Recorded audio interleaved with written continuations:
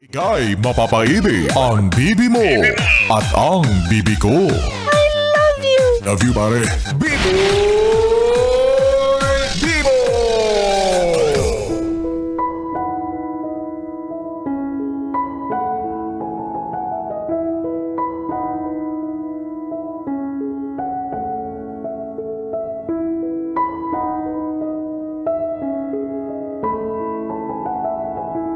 BB Time with B-Boy Bibo. B-Boy Bibo. Bibi, may mga kakilala ka bang tao na dalawa ang pagmumuka? Kung iisipin, nakakatakot no? Pero hindi siya gawa-gawa. Totoo siya at marami ang kagaya niya. Kumbaga sa barya, doble kara. Yung tipong litong-lito ka nang pakisamahan siya dahil tila may pag-uugali siyang pambihira.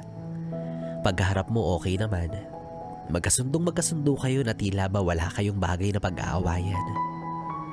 Diba, kaibigan pa nga ang inyong turingan. Friend, BFF, bes, mare, pare, ganyan kayo magtawagan.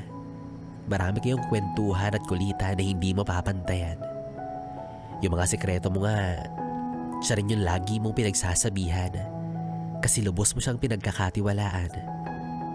Pero ang hindi mo alam, sinasaksak ka na pala sa likod nang hindi mo ramdam. Kasi sa pagkakataong maghiwalay kayong dalawa at magkatalikuran, doon na siya magmimistulang peking kaibigan.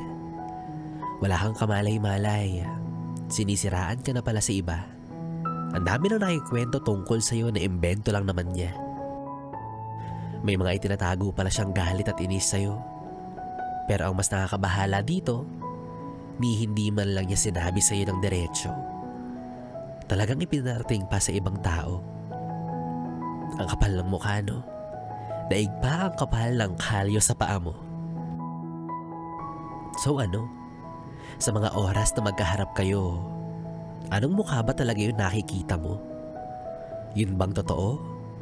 O yun nagbabalat kayo? Ang hirap ng alamin, no? Pero isa lang ang sigurado. Plastic yung kaibigan mo. Kaya mula ngayon, simulan mo nang matuto na hindi lahat ng ngiti ay mula sa isang totoong tao. Dahil yung iba, kasing galing ngumiti ng isang maamong aso na siya rin palang sasakmal sa'yo. At kung hindi maiwasang mapaligiran ka ng mga ganyang klase ng tao, manatili ka lang kalmado. Ang mahalaga, alam mong mas magaling kang makipagplastikan sa kanila. Tandaan mo, plastic lang sila. Istro ka, dahil bukod sa plastic ka na, sip-sip ka pa. Mas masahol pala yung ugali mo. Ay nako, well anyways mga yes friend, tuloy-tuloy pa rin ang ating BB Time. Kapiling si B-Boy Bibo dito lang sa istasyong No Problem, ang 101.1 Yes FM Solid.